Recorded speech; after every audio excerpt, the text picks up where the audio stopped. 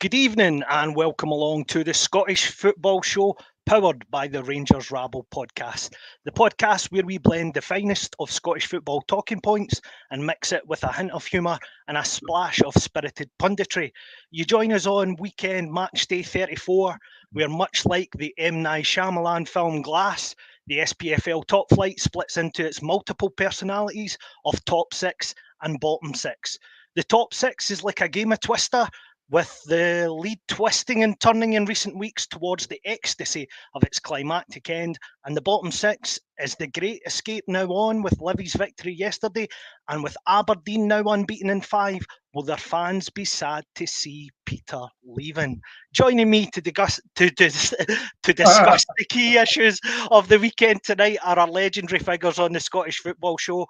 His dad may be a Paisley Panda, but this man is the youngest looking grandad going. Benjamin Button himself, Mr. Scott Kerr. Scott, how are you? My dog, I said to you before, I'm watching the past NBA playoffs, so if my head turns to the left, I'll be soft, I'll just make sure I don't shout, right? Because that's annoying me what's happening, but I'll just make sure I don't shout, but I'm fine.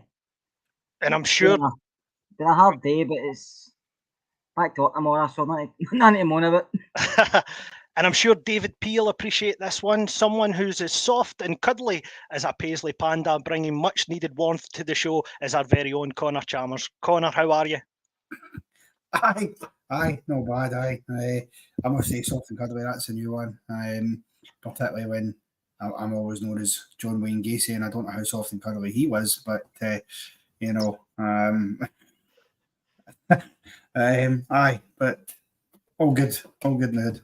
Glad to hear it. So before we get into the weekend's action, myself and the guys have been tasked with coming up with our very own top six and bottom six of players in this year's Premiership. We have to pick 6 of the best and 6 of the worst performers of the season, with the caveat being only one per club, so 1 player per club, and we will reveal all, much like the full Monty, at the end of the show. So let's get right into it.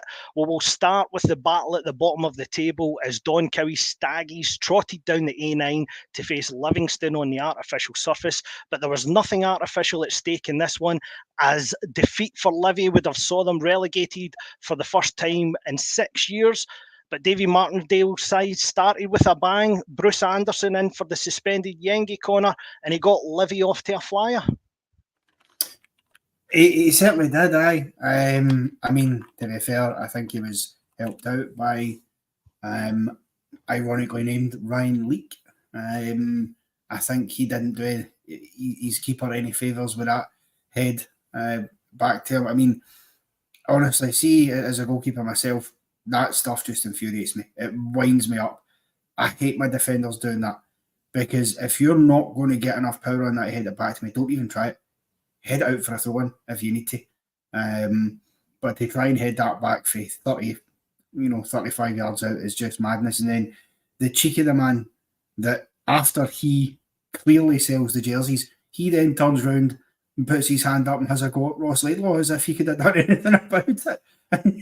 And you're just thinking, what is the matter with you, son? Like, you're the one that sold it there. But in terms of Bruce Anderson now, he's took it well. Sort of first time to dink it over Ross Laidlaw and put Livy in front of the match. And he's been one of the few sort of bright sparks for them, I think, throughout this season. And Kerr, Livingston in recent weeks, it seems like that the coffin's just waiting on the final nail to go in. But on Saturday, they seemed to play with a release of pressure, and there were some great passages of play between Holt and Mackay, and obviously, they were comfortable throughout. I think Don Cowie had said that Ross County had deserved to get beat. Did the result surprise you?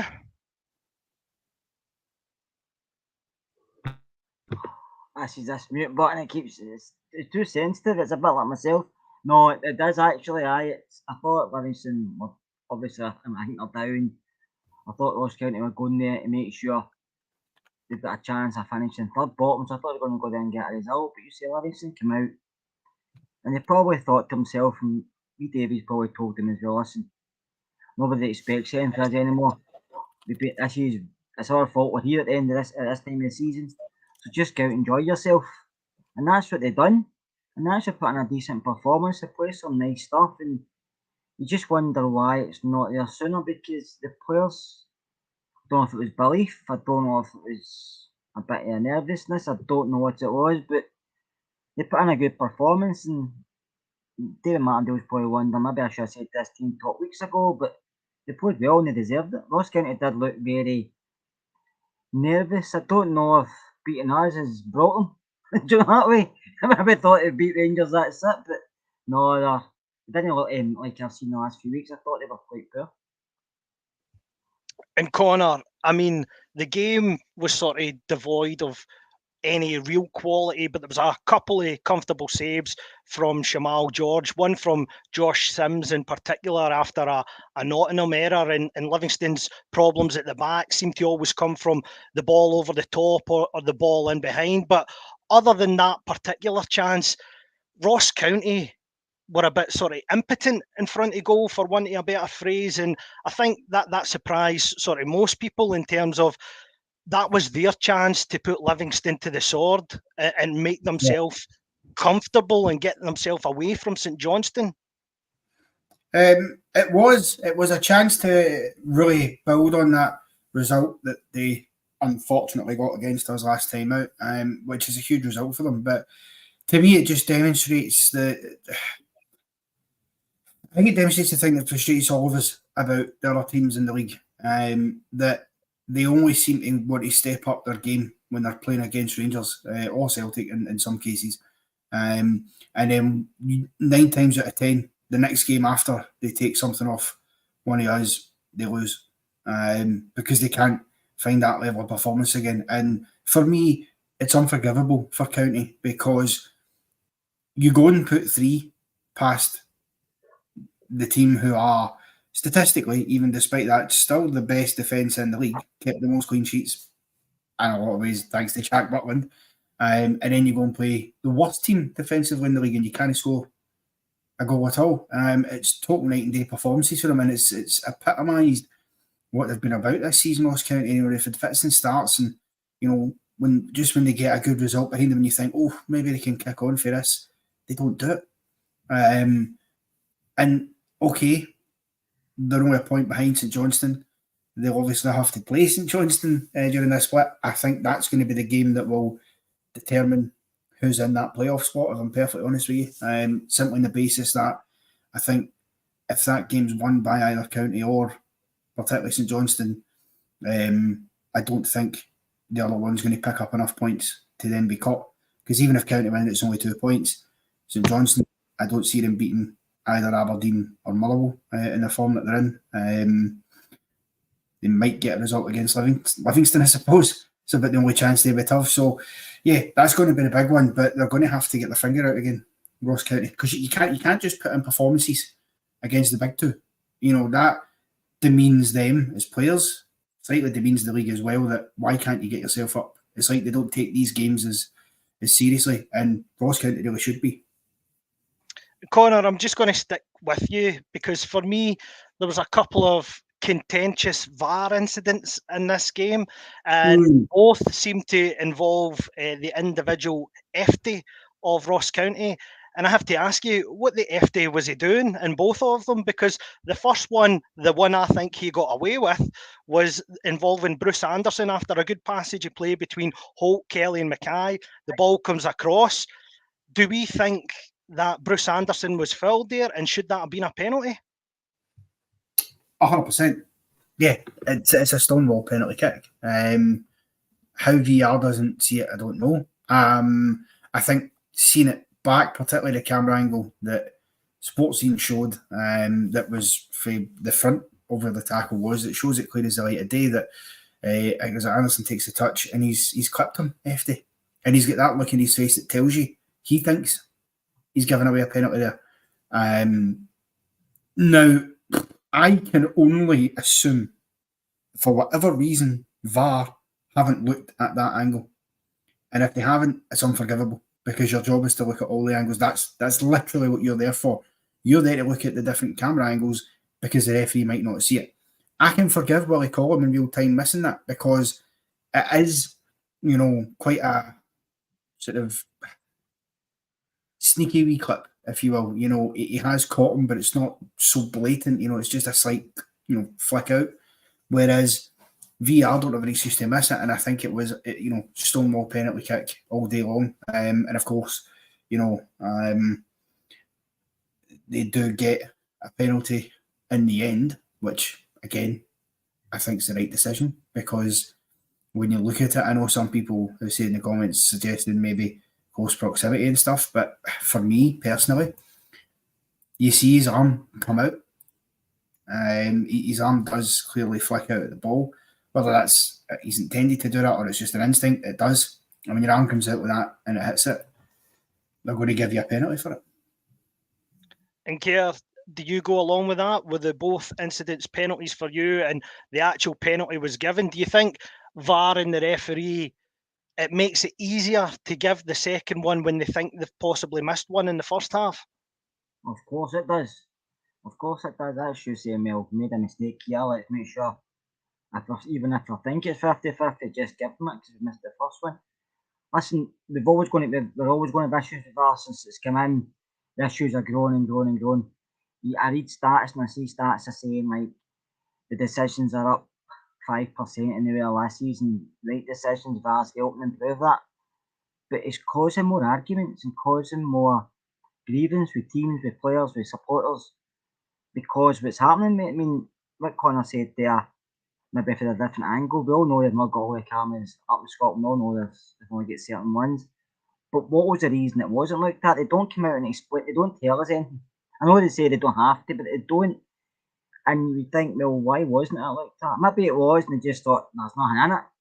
But with VAR nowadays, some games I feel like referees are games. Sometimes I feel, I don't know about you, but certain instances during the games is actually looking for something, especially with a handball. The handball to me is frustrating as anything, because I think they actually look for things to give. Every set piece, every cross into the box, every time the ball's bouncing about, they're looking to see that it hits anybody's hand. And not every handball should be an automatic penalty or automatic free kick, whatever it is, because you can't play with your hand tied behind your back, can you?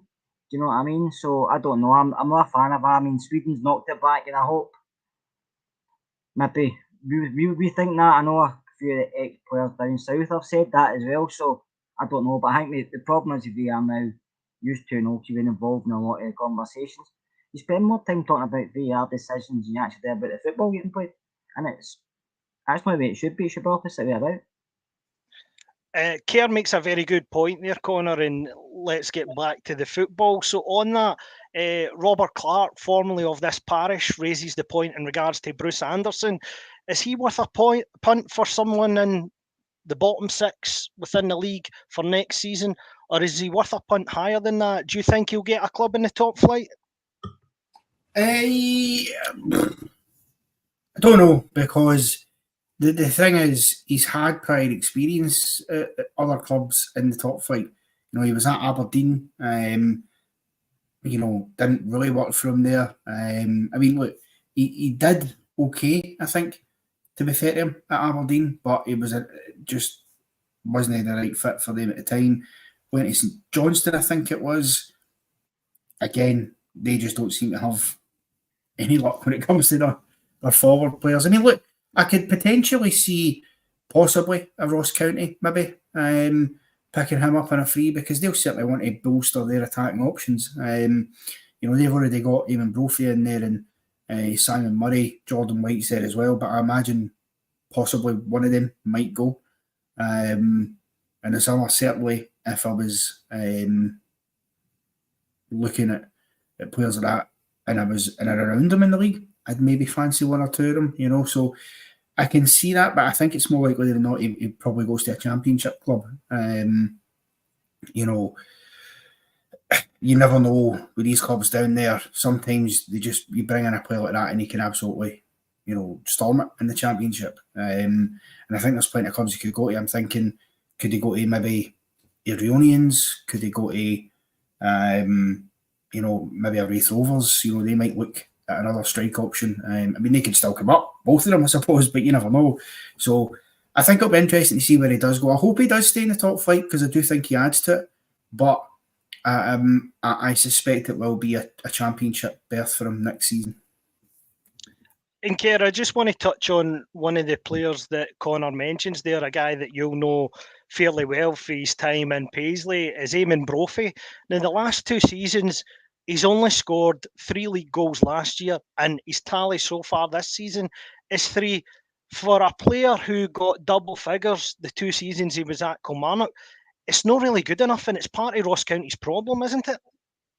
Yeah, I don't understand why he's not getting game time in it. I remember watching Ian Brophy when he was 12, 13 through the Hamilton Academy, and every scout in the world was watching at that point because he was playing above his age levels. He was scoring goals constantly, and he was getting offers everywhere, but he chose to stay at Hamilton because he thought it was a better chance of 14 football, and it was. And then he went to Kilmarnock, and he done really well there. But then he kind of faded away, and he's come back. He went to Vincent Mum, where he was okay, but even his problem, he doesn't get around the team. And when he does start games, he's poor and he gets swept off. He's probably better as an impact player because he has got a bit of pace. He is quite direct. He's not the best footballer, but he's a goal scorer.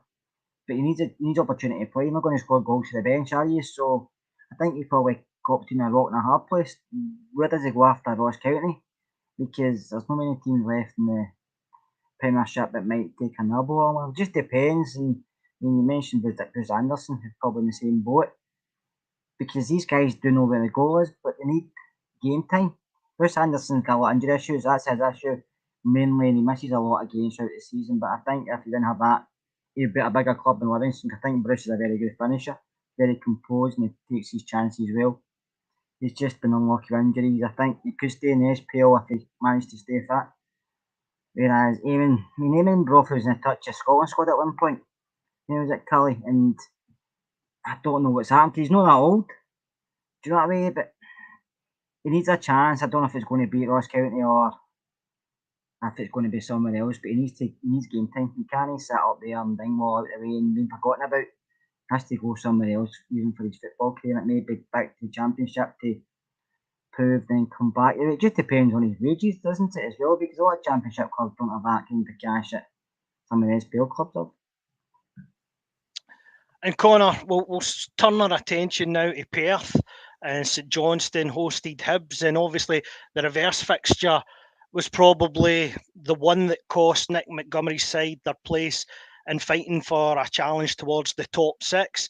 There was 3 changes for St Johnston, and there was a debut for 16-year-old Fran Franchik, which sort of threw everyone, I think, in terms of Craig Levine's selection, especially when you look at his bench and see the amount of experience that was there. Did you think that the back line for St Johnston looked very ropey, and especially partial or susceptible to the long throw? It seemed every time that Joe Newell went to take a long throw, you know, you're looking at guys like McGowan, Gordon and Considine to deal with it comfortably. And obviously the first sort of long throw in the game leads to the free kick. And to me, the St Johnston side just looked all at sea. They did. It was a dreadful day to office for the St Johnston backline, you've got to say. I think if Hibernian were a bit more clinical, it really would have been a lot more. You know, you see things like Martin Boyle going through, he's trying a fancy chip. Seriously, just put it around the goalkeeper. What are you doing? The minute you try a fancy chip like that, if you don't get the elevation on it, you've given the keeper a chance to save it when he should have no chance.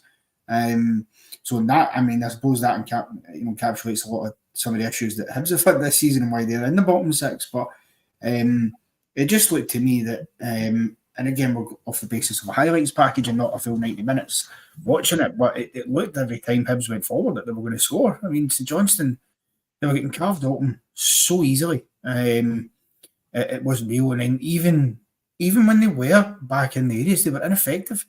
You look at the second goal for Paul Hanlon, he gets 3 bites at that cherry. That shouldn't happen. Nobody clears the lines, nobody's in to help out. And it's just poor. And I think even for the keeper's point of view, Mitov, and I don't like to criticise him too much because I actually think he's done a real solid job for St Johnston. for me with a Hanlon one, he should just, when Hanlon's kicking that and it's coming back and the defenders aren't getting it, he can run out and just jump on that ball for me. For whatever reason he chooses not to and he stays on his line, that's kind of poor. But I thought real poor performances in Johnston, and it's a surprise because they have seemingly in the last couple of games looked better, even if they haven't necessarily always had the results. You know, they've done okay. They've had Hibs' number this season. I mean, they beat them the last 2 times they played them. I had them on my predictor to beat Hibs because I thought, surefire they will beat them, you know, and that just wasn't to be for them. But again, this is why they're in the position they're in, because as much as they can put in a decent performance every now and again, they are all over the place at the back at times and they don't score enough goals. And Kerr, obviously, Connor mentioned the second goal there, but it would be remiss of us not to talk about the first goal. Obviously, we talked about the incident which led up to the free kick, but you have to say Emiliano Marcondes, a fantastic goal befitting of any player's catalogue.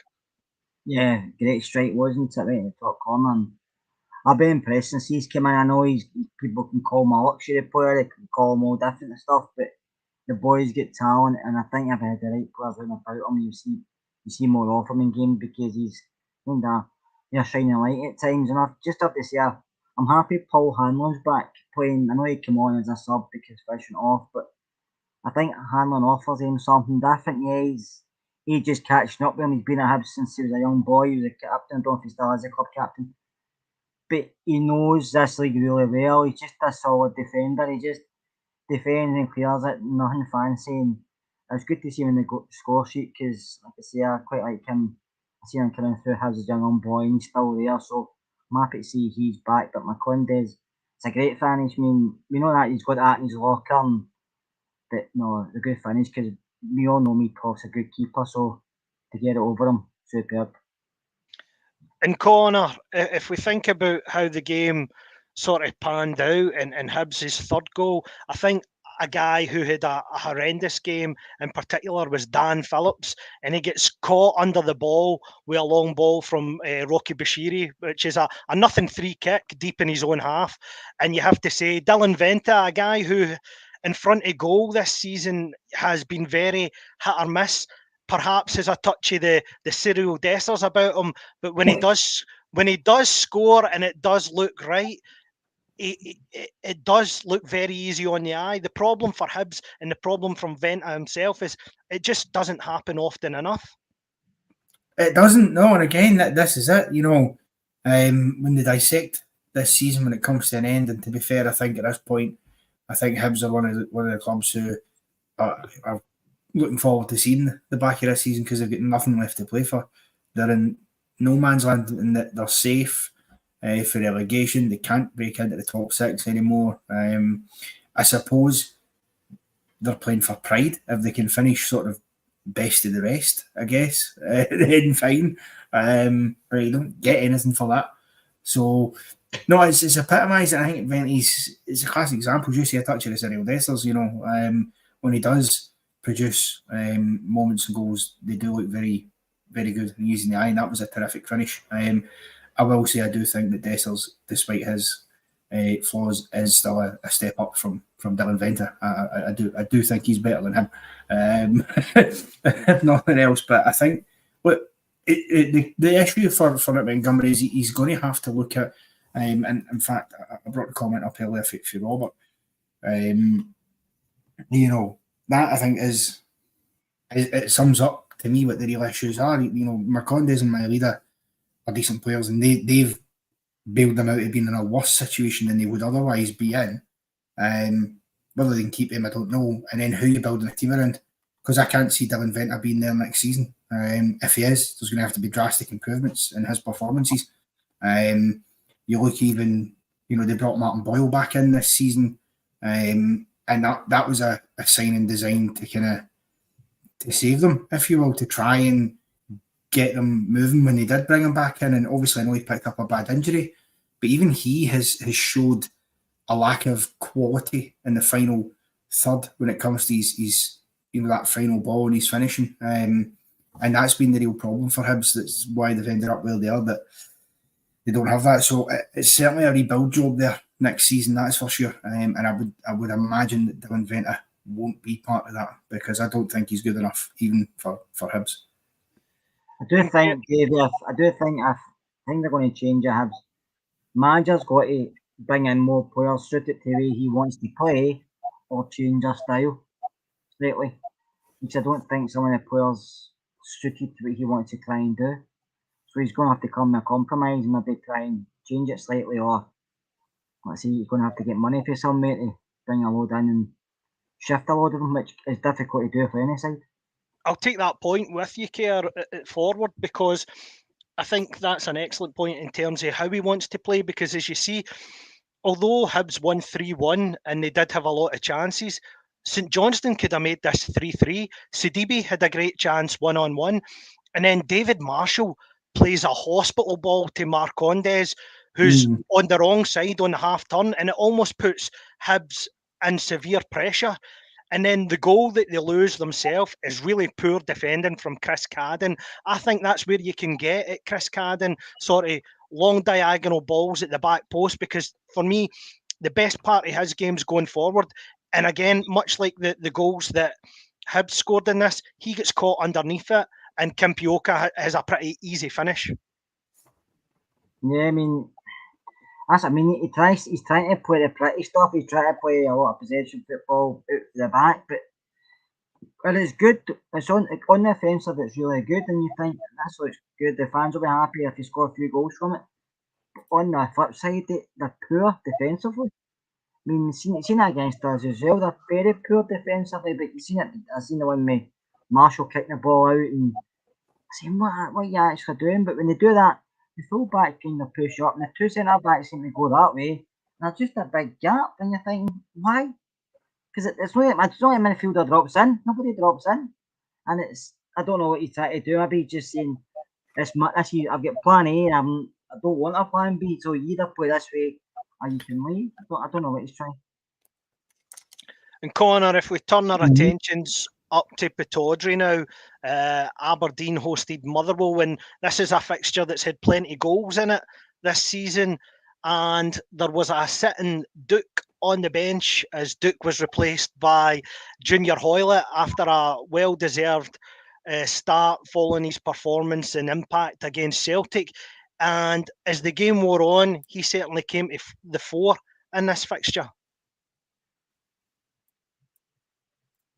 He certainly did. Sorry, I think there was a delay there. I don't know what was going on. Sorry, what was the question again, Davie? So it was in regards to Junior Hoylett's performance. Oh, Junior Hoylett, yes, sorry. No, he did step up to the fore again. I think, you're talking about an experienced guy here. He's been around the block. He's played down south most of his career. I think pretty sure he's turned out the Premier League before. I'm pretty sure Junior Hoylett in his younger days. So he knows what's required, and I think last week he was a real standout for Aberdeen when he came on the park. I think in terms of, especially when Miovski went off for Aberdeen, you were thinking, who's going to step up now? And it was him. And again, he done it again against Motherwell. I mean, look, I'll come on to it. I think they're aided by that red card, no doubt, because it's 0-0 at the time. But take nothing away from the way that Hoylett, I think, performed. I think if they can keep him for next season, even if it's only on a year deal, I think he'd be well worth it for them, even at his age, because I think he just brings that calm and cool sort of composure with him because of that experience. And I think they've lacked a bit of that up top, minus Miovski, that is, for a while. But I think Miovski's probably going to go, so I'd certainly be trying to keep him if I was Aberdeen. Well, let's stay with you here, Connor. Obviously, Robert makes the point in the comments there, and you brought it up in your summary. So the referee for this match was Craig Napier, and he was very quick to show the red card. What did you think in terms of when you initially saw it in real time, and then when you saw the replay from the reverse angle? Do you think that he was quick with the card, because you saw that he had his hand in his pocket before he even blew the whistle in the replay, which I thought was very strange officiating. He didn't take, normally you see the top flight, the grade 1 officials take their time, think about it. But he rushed to get the card out, which I thought was very strange and perhaps unprofessional. What's your take on it? Yeah, I think what was the term that Stuart Kerr used? He was like an Olympic sprinter. Look, I do think he was quick to get the card out, I must admit. I think in real time, though, I have to slightly defend the ref here. I think in real time, I can see why he thought that's a red card. Because when you see that, full pace, real time, the foot is high. There's no doubt about it. It is sort of, just sort of waist height. You can't, and it does make contact. And for his angle, he's just seen that happen and he's thinking, oh, he's had him there. So I totally see why he's done that. But this is where VAR should be helping him out. Because for me, that's not a red card. He's not caught him with his studs. He's caught him sort of with the side of the foot. But it's actually Aberdeen player who runs into him when you look at it. And I do agree with Kettlewell there in his assessment that particularly when you see the replay and it's slowed down a wee bit, you see that, is it Dan Casey, I think it is, he's every right to go for the ball, does so. And then Aberdeen player sort of comes through him and it's more of a collision together. I can see why he gets booked if you were going to go down that route, because you can argue the case about the foot maybe being a bit higher than it needed to be. Fair enough. But it's never a red card. And I just think, again, what are these guys in these VR trucks doing? I say trucks, it's in a like Clydesdale house, but what are they doing? Like, I don't. Their job is literally to help the referee in that situation. He thinks he's seen an atrocious tackle, a high boot, studs into the gut, and that's why he's sent him off. He's seen that and he's gone, that's a dangerous tackle. He's endangered the safety of his opponent. In the VR truck, they can see that's not the case. So that is about as clear and obvious an error as you're going to see, and yet they don't intervene. So, yeah, was he quick? To get the card out. And my apologies, Robert, correcting me there. It's Jack Bale, not Dan Casey. Well, if you're going to start correcting us, Robert, you better get back on this pod, mate.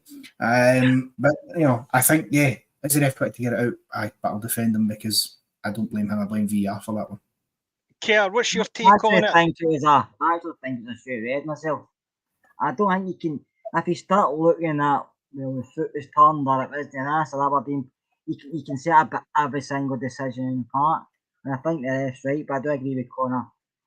He pulls out his card quickly, but that doesn't bother me because that's what the VAR is there for. That's not why we brought it in, to help decision making. In case the referee is too quick or maybe makes a decision and they can look back and say, can you go and have a look at that again? It's never. But you can't say, well, he's pulled it out too quick. It takes 5 seconds or it takes 30 seconds. He's still going to make it. He's still going to bring out a red card. Doesn't matter how long it takes. But it's in his ear. If VAR says to him, no, you're checking it, and then going to look at it, and if he thinks, no, it's a yellow, and then take away the red card. So it doesn't matter how long it takes. But he does need help. But for me, it's a red card. I think his foot was high. I think it's a poor challenge, and I think that was the right decision. But that's why we're here, because we all thought the same to be boring, so that's why we're on here with different opinions. Kerr, I'm going to stick with you on the game. Obviously, Aberdeen ended up being comfortable 1-0, and as the game wore on, Liam Kelly had a few good saves, but then he gets himself in complete trouble when he's trying to play on the left-hand side of his goal line out like he's Baresi, and it almost cost himself a goal. And I think that has been symptomatic of his performances this season. Obviously, in the game at Ibrox, when they beat us, he had a fantastic game. But for this season, I think by his standards, he's had a really poor season in the whole. And it's decision-making like that perhaps Steve Clarke will look at and think he's not going to take him on the plane to the Euros. Listen, Liam Kelly just and one of them old SPL goalkeeper under England and failed to make an impact at QPR. He'll have his good games, he'll have his bad games, but that's basically it. There's not a lot you can say about Liam Kelly. He'll come and play. It's easy to pick yourself up when you're playing Rangers or Celtic or one of your rivals or in a derby match, maybe whoever they're playing, some Motherwell, say they're playing Hamilton, you'll pick yourself up for games like that, because if it's against Rangers or Celtic, it's unusual on TV. If it's against Hamilton, it's a bit pride because of the derby and stuff like that. But it's other games that maybe no as much pressure on them and making mistakes. That's the kind of goalkeeper he is. That's why he never made it in England. That's why he's now made it at Rangers. And a club at Motherwell, he's happy because you can get away with. He might save 4 or 5, 6 saves during the match, but they'll make one mistake. But the fans will say, well, he saved us for getting a beating anyway. So he's not a goalkeeper that could play at a high level because he can't make one save and it needs to maybe save or maybe like a Jack Butland type. And that's why he's at the level he's at. And now, Connor, we're going to make the trip down to Ayrshire, where Kelly hosted Hearts in a sort of 0-0 game. Now, I was expecting plenty of goals in this fixture, so as luck would have it, it did end up 0-0. However, in the first half, there were certainly a few gilt-edged chances. I think Kilmarnock certainly had one with Matty Kennedy on the edge of the box, but then Hearts grew into it, and Stephen Naismith's comments after the match was he thought they performed really good, and he said that on 3 or 4 occasions. Do you think Hearts were unlucky to come away without all 3 points in Ayrshire? Yeah, probably. I think they were a better team, certainly. And I think if they'd won the game, I don't think, on the basis of the chances, certainly, that the Kilmarnock could have had many complaints. That being said, a bit like last week in the Cup semi-final, wasteful. Really, really wasteful. Hearts, again, when they got into those situations and those moments, they've got to take those chances. They had massive gilt-edged ones last week they didn't take, thankfully for us, and the same happened this week. So I don't know, there's just a slight drop-off there. Or Lawrence Shankland, obviously, that's a couple of quiet weeks for him, which you've not said at all this season. So I don't know if it's a case that if he's took a slight dip, everybody else takes a slight dip. But the performance level is still there. They just need to get back in amongst the goals again, which I'm hoping they will do next week, obviously.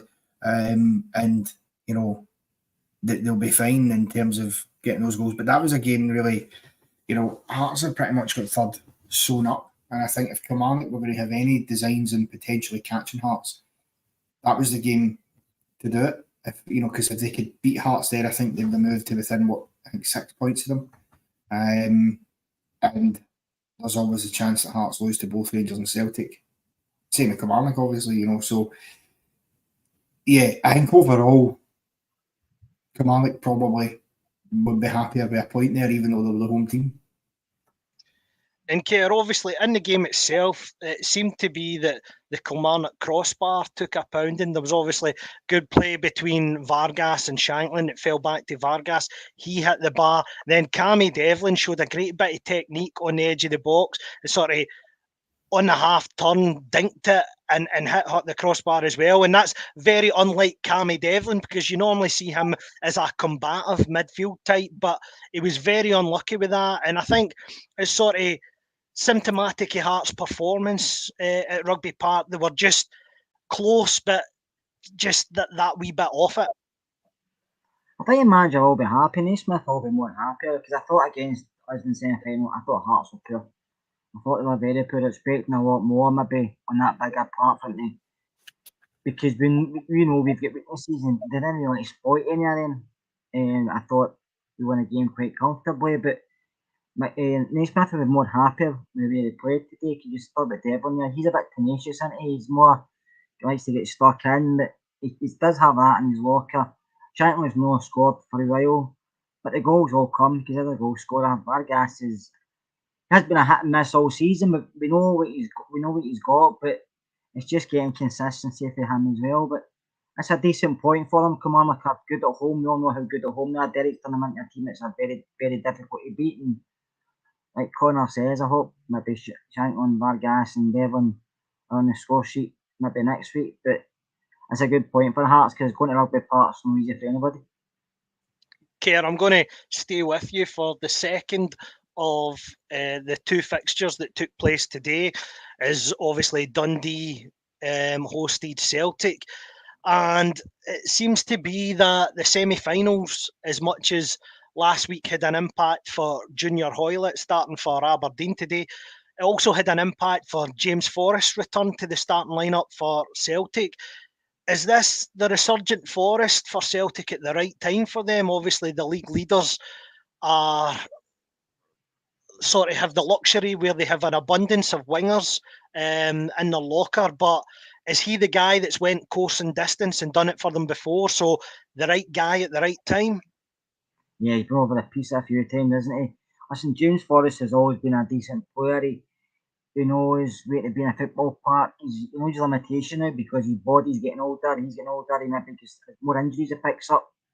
But he reads the game very well. The second goal, it was him out was doing the pressing, wins it back and puts it away. And you seen it last week when he come on, he changed it. Listen, he's just a very experienced football player. Been over the course that many times. He's going to come in and enjoy his time in the season because he's been used to winning, and he's probably helped a lot of guys in that dressing room get a bit calmer because some of them haven't been playing well, some of the Celtic players, but they've got a guy there they can lean on, and he's getting goals as well, and that's what they've got. And you said they brought in Kuhn, they brought in Palmer, and they're turning to Forrest because they know what they can get from him because they've seen it over the seasons, and they're just lucky to have somebody like that who's come back in and hit the ground running after being out for a while. But like I said, James Forrest has always been a decent football player, and he's actually probably a godsend to Brendan Rodgers, but not so much for us. But that's what you get with experienced players in your squad.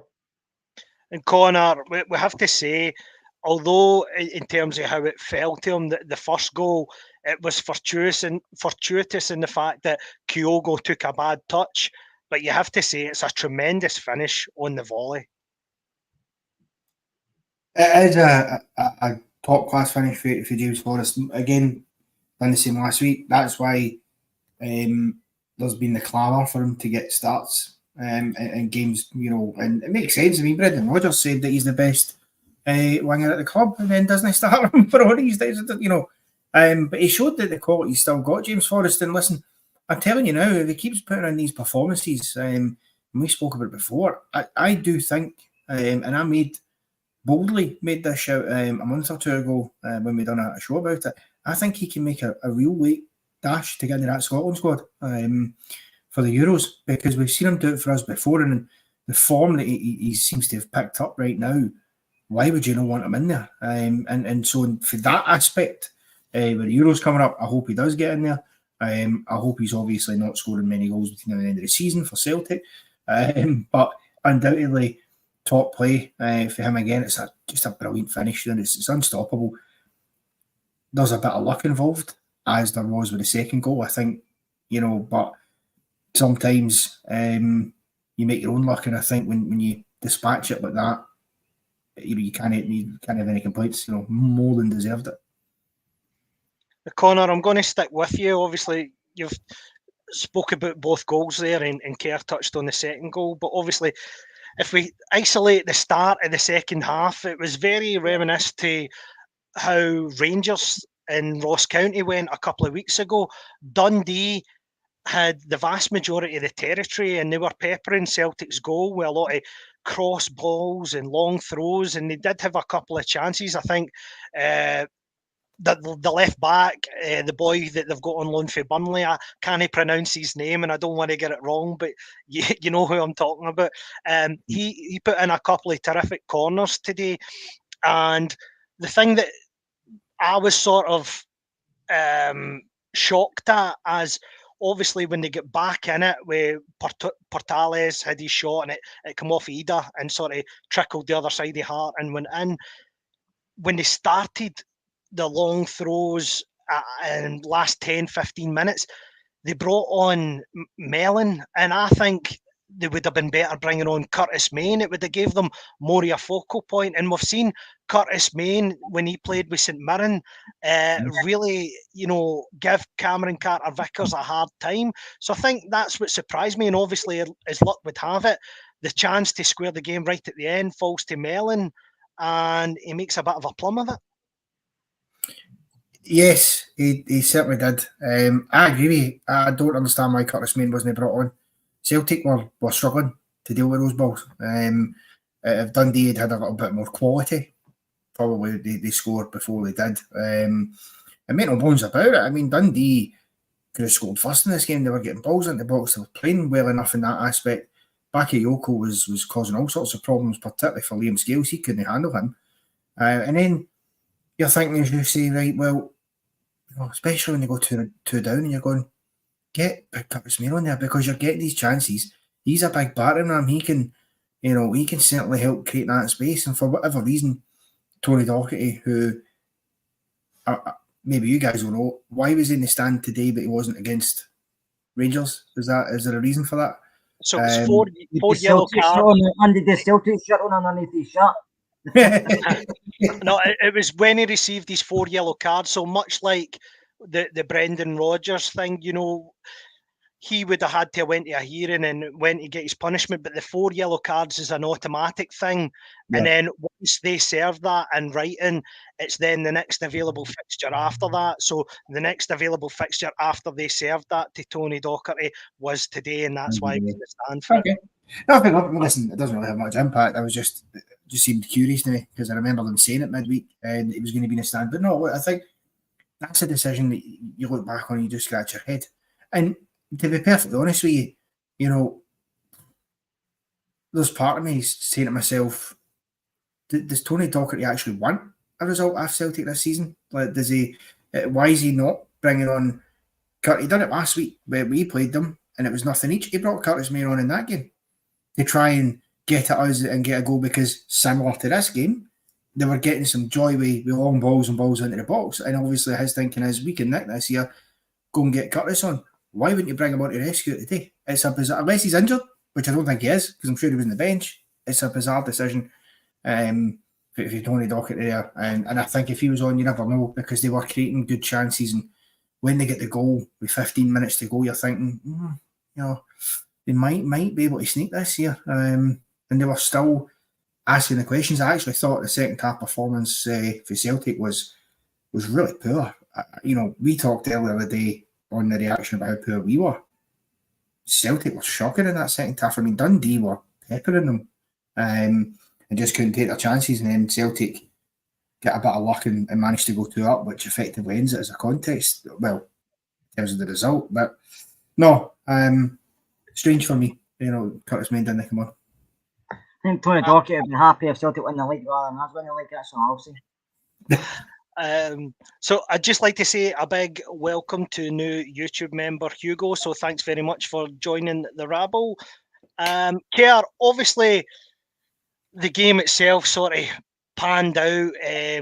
Joe Hart was able to use his experience and run the clock down, and it was comfortable in the end. Celtic were never really under severe pressure. I felt, it was that experience, that course and distance mentality that we were talking about with James Forrest that seen them over the line. But in terms of Dundee, do you think their season, in terms of Tony Docherty's first season as a manager in his own right, has surprised many? Because I was expecting them to have a tough campaign, but they've seemed to recruit well, and we can all sort of malign them for their pitch and their stadium. But in terms of, the ball players that they have, that they're comfortable on the eye, and you'll say that St Mirren will probably put them to the last European place, but they've given a good account of themselves this season, and I don't think they'll be relegation cannon fodder next season either.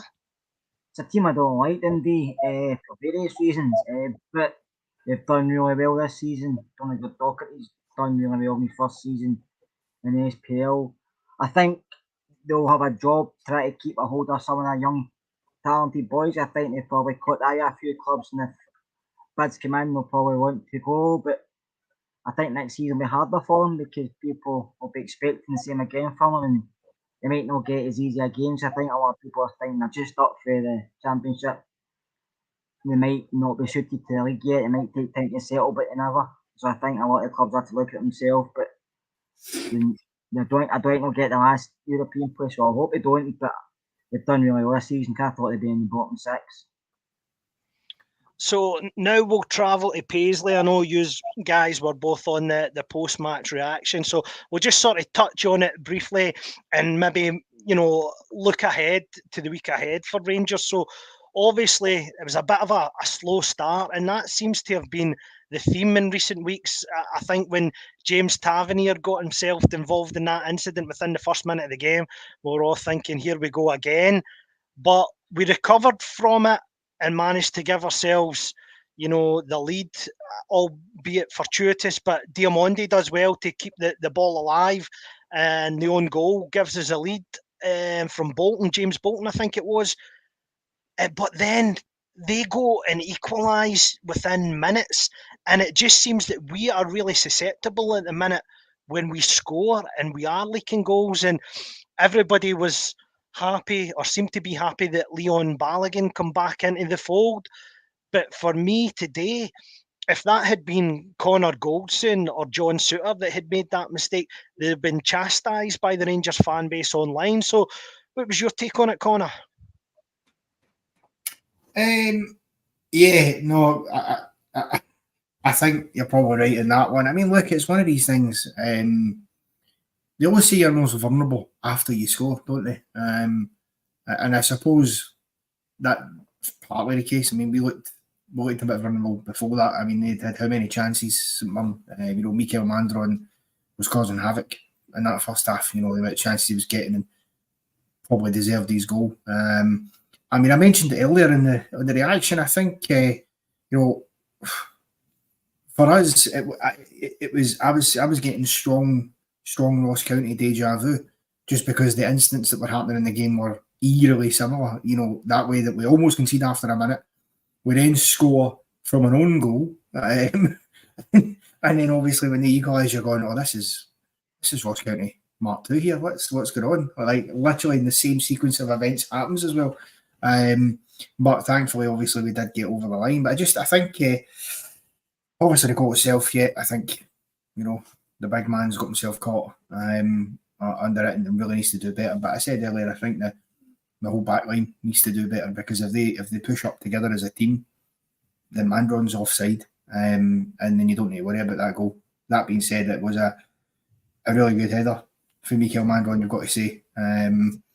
Straight in off the post, nothing the goalkeeper can do about it. So fair play to him there, but we need to, this sloppiness needs to stop. And we need to, even though we've still got the best defensive record in the league, that's going to slip. Goal difference is a major factor here in terms of, it's only 3 points, and even if we beat Celtic, it'll come down to goal difference if that happens. So we're going to have to stop conceding these silly goals. Kerr, for me today, the problem seemed to be that we were far too slow and pedestrian, and every time we tried to build the ball through John Lundstrom, it seemed to slow us down. And in fact, when we did get joy was when John Souttar just decided to break them lines himself, and it got us up the park much quicker. I don't know what it is with John Lundstrom for me. I think in terms of all this contract talk, it can't be good in terms of the harmony of the squad. And I think for me, we lack legs in midfield and we lack a ball carrier. And I'd be much more comfortable seeing Dujon Sterling in beside Diamandi going forward. What's still on the pool day, to be honest with you, right side of midfield, but I would prefer him to see more central, yeah. Listen, Lundstrom's always been the same. Lundstrom's not going to change. He plays the way he plays. Sometimes he looks comfortable in games when we're playing better as a team. But when we're having to dig out results, he's not one of the guys you can say who's going to go and grab the game with the stuff of the neck. That's just not his game. He's not box to box because he has one pace. Does look leggy at times. And he likes the short passes side to side. He doesn't like to play a lot of forward passes. Doesn't take a risk. I thought Campbell done well again today. And then he gets subbed, which I don't know the reason for that. John Souttar does bring the ball out well. I do agree with you. But we have been very slow, and listen, you mentioned Celtic playing poor, we are playing poor. It's the two of them are trying to throw away this league to each other.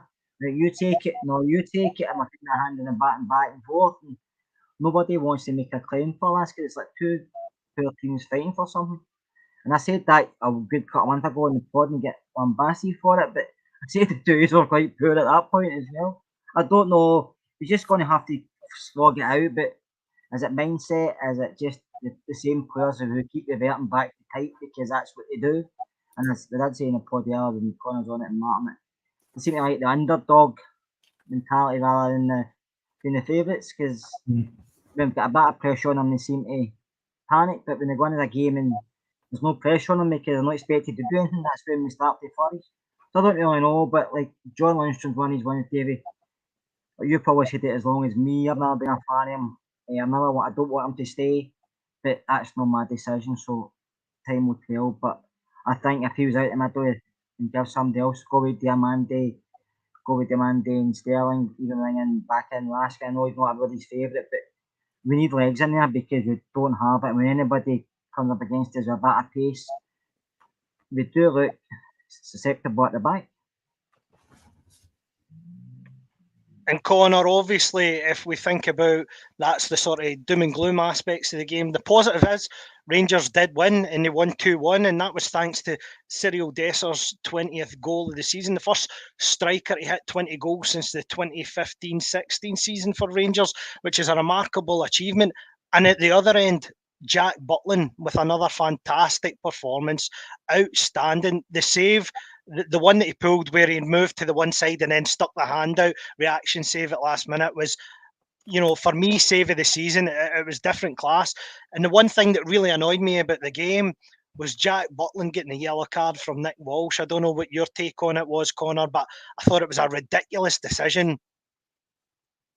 Oh, totally agree. I said that in the reaction. It is a ridiculous decision. No getting away from it whatsoever. I can't, for the life of me, understand why Nick Walsh is brandished the book in there. Because what is Jack Butland meant to do?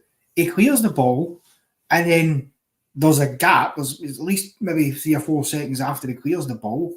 Sanya goes through him, or runs into him, I should say. So it's one of those ones where it's just a coming together.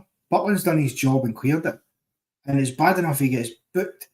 But Nick Walsh has deemed that Butland has fouled Olasanya there, and he's awarded a free kick in a dangerous area. Now, thankfully, it came to nothing. It was a poor free kick and hit the wall, and that was it.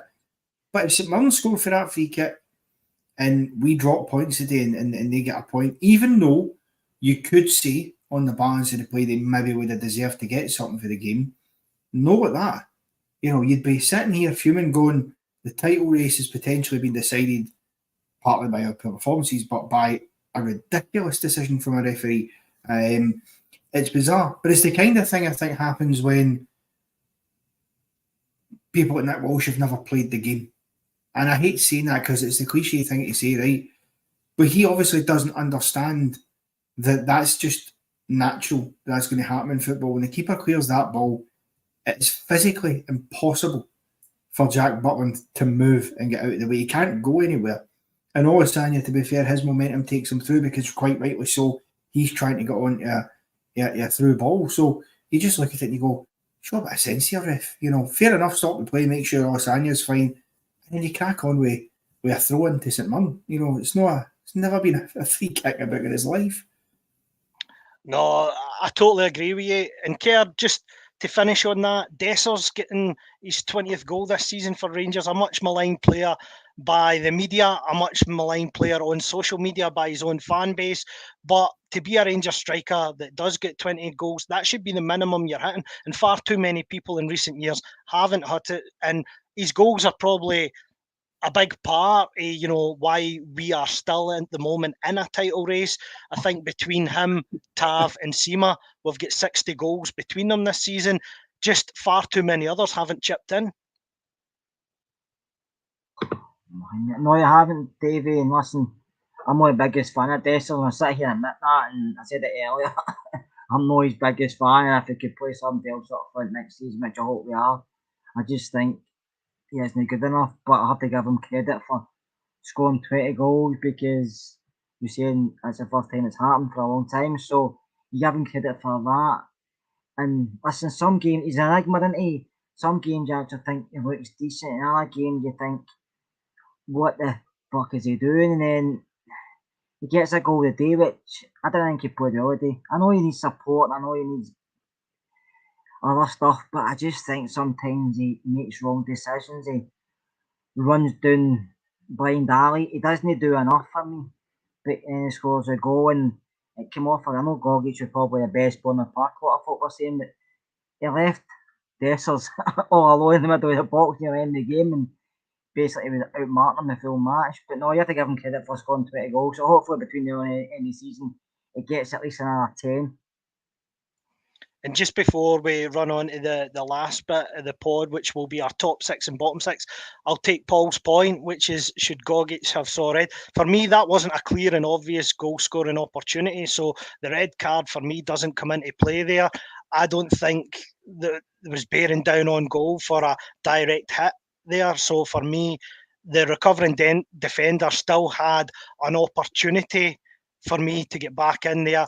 And even if he didn't, there's not an obvious strike there on goal for me. So no, it's not a red card for me. What about you guys?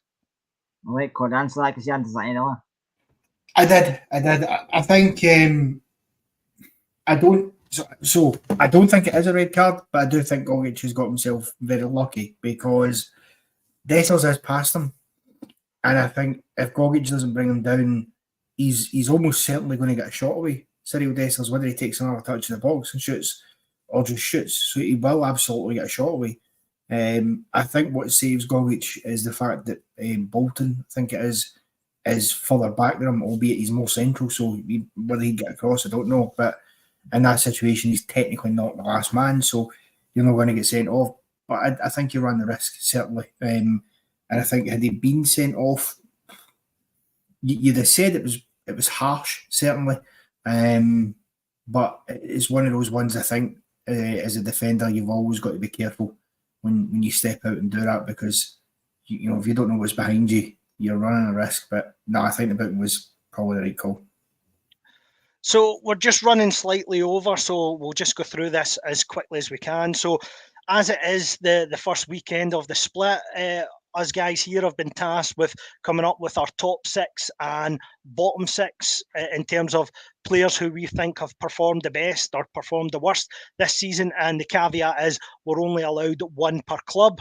So we're going to start with our bottom 6. Now, these players don't necessarily have to have come from a top 6 or bottom 6 club. So if you're confused right now, you should be, because I'm sure us 3 doing it are confused as well. But Kerr, I'm going to come to you first. Your bottom 6, who are you starting with?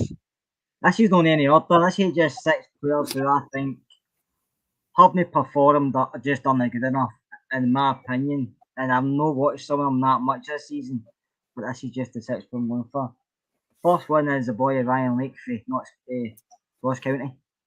I think he's a poor defender. I think he makes far too many mistakes. I think his judgment is poor, his positional sense is poor. I don't think he's good enough. Second one is Considine. I just think he's finished. And I don't know why he's still playing football. Plus he hates Rangers, which is a good point. And the third one is Jamal George. I think he's been very poor for Davie. I know they've been under a caution. I know they've been playing really poorly, but some of the goals he's conceded, he wasn't doing that last season. So I don't know what's happened to him this season. Then I went for Charles Dunn at St Mirren. I just don't think he's a professional football player anymore. I just think he shouldn't be at the club, and when he's played for St Mirren, he has looked bad. And I know he's at Motherwell for a while, but he's not improved any. Next one is Joe Shaughnessy at Dundee. Another one who should have retired. He's just awful. Awful. That's why St Mirren grabbed him. They went to Dundee. And my last one is Anthony Ralston, Celtic. I just don't think he's a good enough player for the SPL. Never even mind in the Scotland squad, which I can't understand why he gets in that Scotland team, or even the squad, to be honest with you, because I just think he's nothing about him. He tackles hard and he shows a bit of aggression, but so do players in the public park. Do you know what I mean? I just don't think he's a football player. Well, the thing is as well, there's many injuries in that position now for Steve Clarke, so the strange thing is he's not getting a game for his club, but might yet well find himself on the plane going to Germany for the Euros. So I'll hit you, Connor, with my top six before we, my bottom six before we come to you. So I've opted for Marcus Fraser at St Mirren. Now, the reason I've done that is because he's been involved in their most league defeats this season. So he's been the one constant in that. And for me, I don't think he's clever enough to play the position. He was originally a fullback that's now moved in and played right centre half. And I don't think he has the physicality or the wherewithal to play that position. I don't think he's good enough. And I think St Mirren and Stephen Robinson will be looking to recruit better come the summer, especially if they're playing European football. He'll get found out at that level. I've opted for Liam Kelly in Motherwell because for me, he's had a rank rotten season and totally underperformed. I don't think he'll be on the plane to Germany, and I don't think his performances this season have merited it. Yeah. For me, he's had too many clangers this season, and it's cost Motherwell points. Motherwell were comfortably in a top 6 position and fell off a cliff, and they fell off a cliff when his form fell off a cliff, and they never really recovered since. I've also went with Kerr's man, Andrew Considine, because I totally agree with him. I think he's played a season too long at this level. Yeah. The type of defending that he is sort of been renowned for, you can see it's aptly missing for his performances. You look at the goals that St Johnston are losing, that should be bread and butter for his type of game. And he's getting caught underneath it. He's getting beat with the ball over the top. And for me, has just played a season too long at this level. The other one I've went for is Eamon Brophy at Ross County, because for me, he's a player of obvious quality for this league and just hasn't done it. Now, he might have not got enough starts to merit a chance, but maybe his performances and how he's performing in training isn't convincing managers, because it's not just one manager. Ross County have had 3 this season and none of them have been willing to give him that extended run in the team. So to have only 3 goals this season, 3 goals last season for a player, as I say, who was at Kilmarnock and consistently hitting double figures, for me has to do better. Yep. I've also went for Joel Newbley at Livingston, their big player last season, who Davie Martindale kept bumping up, hoping to get £1 million for at the end of last season. Hasn't scored a league goal this season. And I think the contrast in how he was playing last season to how he now plays this season is sort of, you could tie that up with how Livingston have performed this season. He was such a big player for them last season, and his goals went a long way to going to where they got to. And this season, as I say, they need a minor miracle now to recover the position just to get a playoff. And I think Joel Newbley's drop-off has been a large part to do with that. And I'm going to finish with David Marshall. I think he's not good enough to play for Hibs. I really don't. I think David Marshall is really poor with the ball at his feet. I don't think he can play top-flight football anymore. The game's moved on for when David Marshall was a goalkeeper, and we saw that last season with Alan McGregor.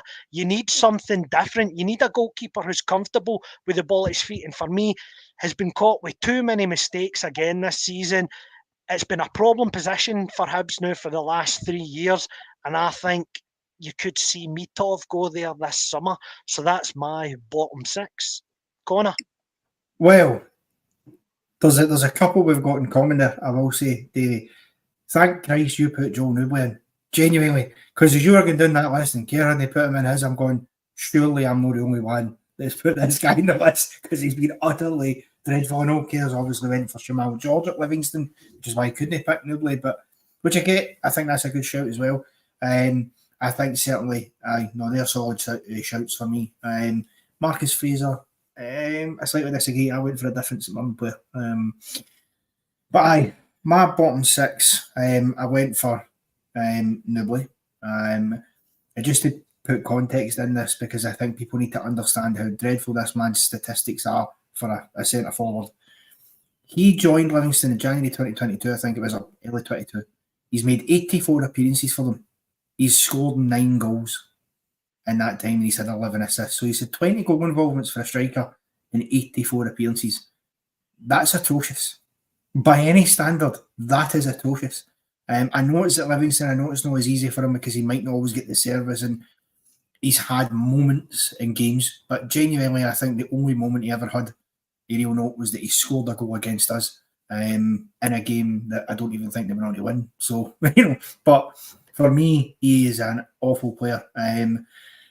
I've went for Dylan Venter at Hibs as well. I just think, yes, he scored the goal today, yesterday, and he took it well. But he's been nowhere near good enough, and it's like I said earlier, he's one that's got to be out the door for me. At Hibs, it's not good enough, the performances he's put in, and they've really looked to him to try and sort of, help them maintain a top 6 position, and he's not done that. I've slightly cheated with the next one, but I'll explain my reasoning for it. With my next one, I've went for Ross Laidlaw / Connor Wickens at Ross County, so the Ross County goalkeepers, if you will. The reason being that Laidlaw picked up an injury and Wickens stepped into the bridge, and between them they've made up the 33 appearances, 20 for Laidlaw and 13 for Wickens, and 6 clean sheets.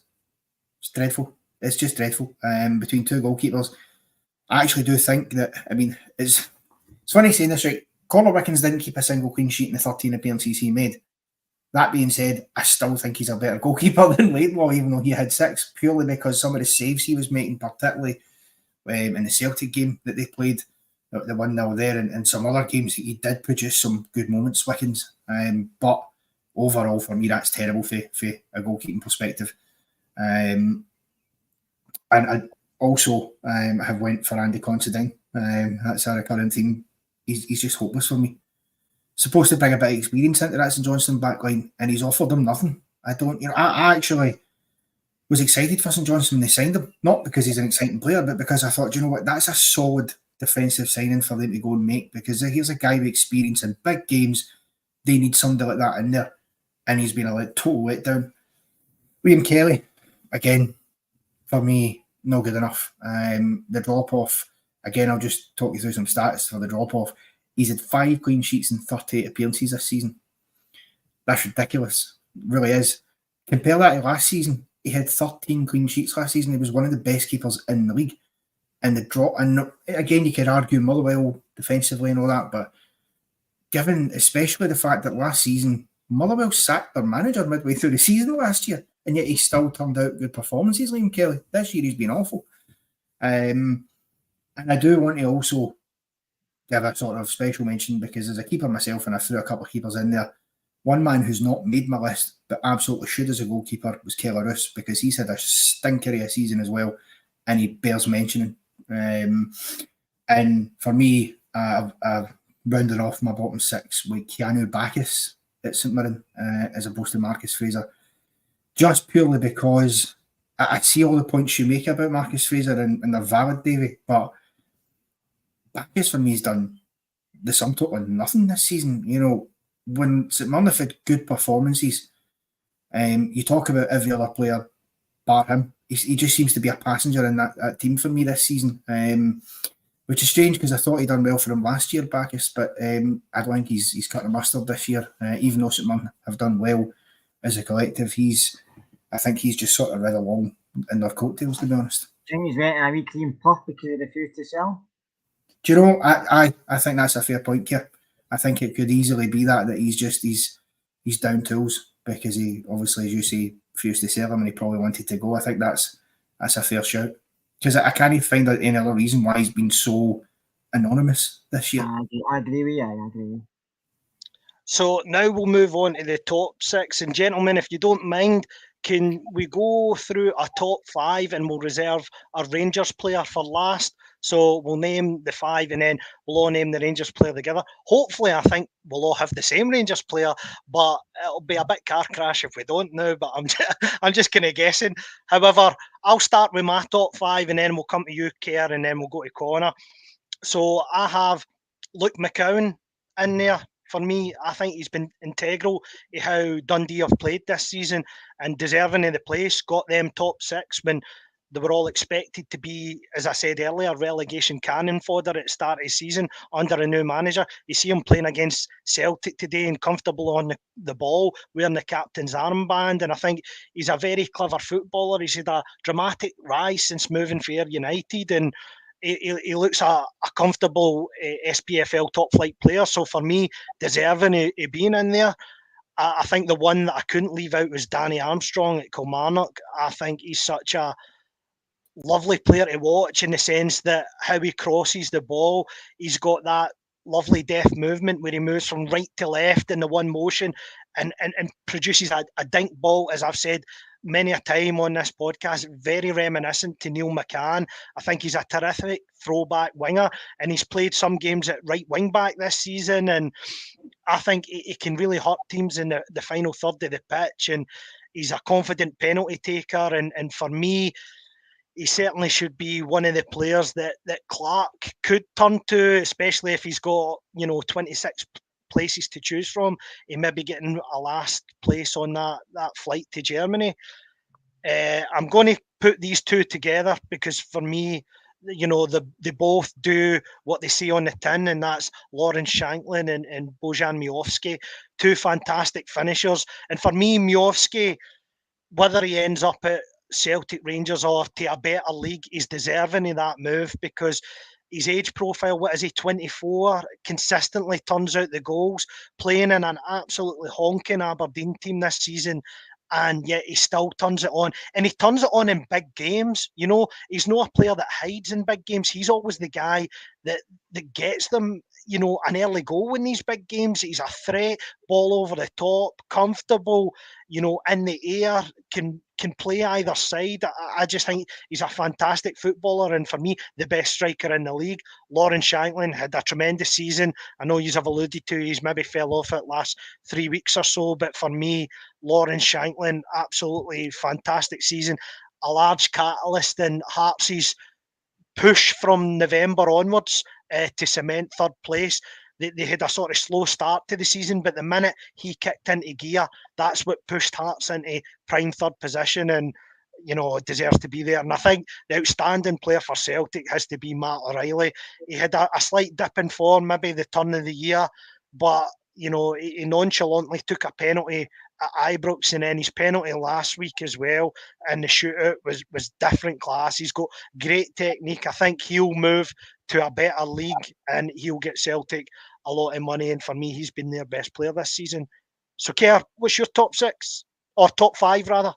Top five, well, I'll go through them quite quickly. I've obviously the two like you have named, Shanklin and Miovski. I've named both of them. I think you have to with the goals they score for the club. Lawrence is the best Scottish striker about. He has to be on the plane, and he has to be in before Dykes anyway. Maybe see Adams and him, but it has to be in before Dykes.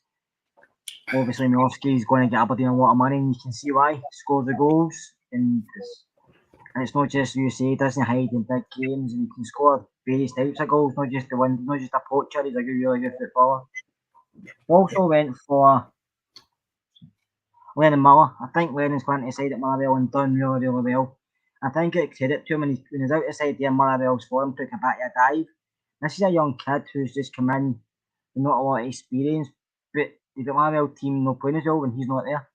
So I think you have to think Motherwell are going to get a bit of money for Lennon, but I think they should stay where he is for another season and then move on. You don't be another Jake Hasty and move somewhere and then end up at Hartlepool because your career took a big massive nosedive. Also, I went for Lewis Mail at Kilmarnock. I know Armstrong was there and the various others, but Lewis got released by Rangers, or sold by Rangers. Never made it as he was at Thistle, but I think he wanted to get a game at Rangers. He just wasn't in favour. He got released. And credit to McInnes, he turned him into more of a full-back, kind of back in a back three, whatever type of player. And I think he's one of the ones. I know you mentioned Ralston, I mentioned Ralston and other players, but surely Lewis Mail must have been a shout for Scotland. I know you mentioned, but Lewis has performed brilliantly this season. I know Derek keeps bumming him up because he knows how good he can be. Young lad. My next one, and I've got my final one, is McCondes at Hibs. I think he's been brilliant since he's come in. The boy's talented. I don't know if he's going to sign there because he's on loan for Bournemouth. Correct me if I'm wrong, but I think it's Bournemouth. But you can see the talent he's got. And he's the type of player other clubs might be looking at. I don't know what his wages is. I don't know how much he'll be worth, but he's a very, very good football player. I know he's got his wee flaws. Maybe he'll down the deck quite easily, or he'll moan and groan about stuff, but you can see his quality going forward, and he can pick a pass, and his ball retention's good, but he's got 2 good feet, and he's got good balance. I just like him as a footballer. So I think that's 5, isn't it? I've named there. Aye. And Connor, your top 5? Get myself. Yeah, my top 5. Yeah, again, well, I've gone Danny Armstrong, Kelly. You can't, he's had an unbelievable season. 16 goal contributions for a right winger. I think he's been a real heartbeat of that team, and you would wonder where Kilmarnock might be with it. A guy like him in there this season. I mean, they've had other good performers, guys like David Watson and that as well, which I know Lewis will find unforgivable that he's not on the lists, but for me, Danny Armstrong, I just think has been tremendous. And to answer your question there, Robert, the 26-man squad, hey, he could absolutely make it onto that plane. I certainly wouldn't complain if he did. I've then went with McCowan at Dundee. Again, I think he's just, in the first part of this season, you might have said Owen Beck for the first while because he was doing really well. But with McCowan, I feel like he's absolutely stepped up to the mark for Dundee. He's been incredible for them. Again, 14 goal contributions from a guy playing in midfield for Dundee isn't too shabby in the top flight. I've then gone Bojan Miovski. Every reason that we've already said. I think as poor as Aberdeen have been this season, I don't think it's a stretch to say that they would be slugging out with Livingston right now if they didn't have Bojan Miovski in their team. He's been outstanding, and wherever he goes in the summer, I would like to see him remain potentially in Scotland. If not, I'll certainly be keeping an eye for him if he goes down south or whatever or abroad. I have went Matt O'Reilly for Celtic.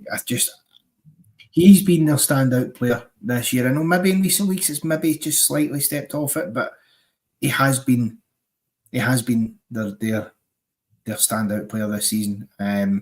He's not really put in a bad shift, and I think the goals that he contributes to them is, he's vital to them in that midfield.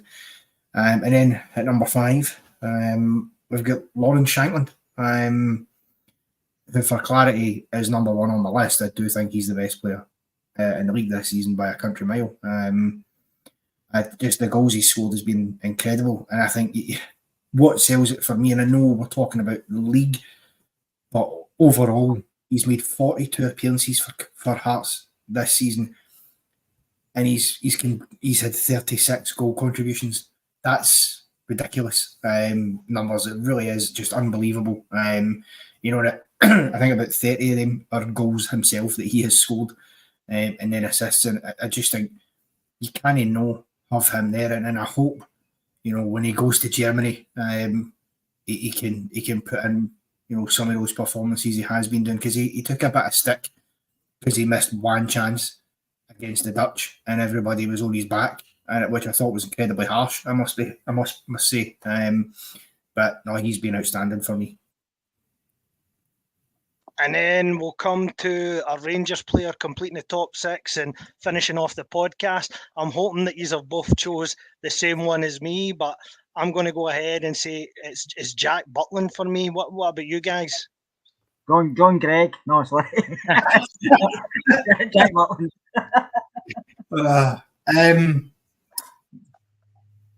That's Jack Butland, Aye. I was going to be suspenseful and kid on it with Cyril Dessers or something like that, but it is Jack Butland.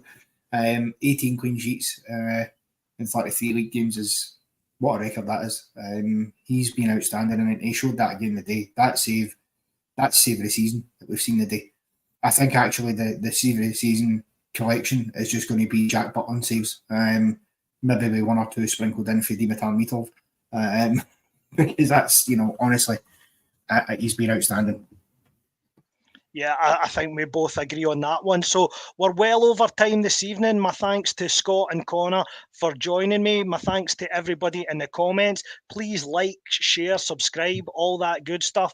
And then tomorrow night, the guys will be back for the phone-in. And then on Thursday, the member show before the game at home to Kilmarnock next week. So take care of yourselves.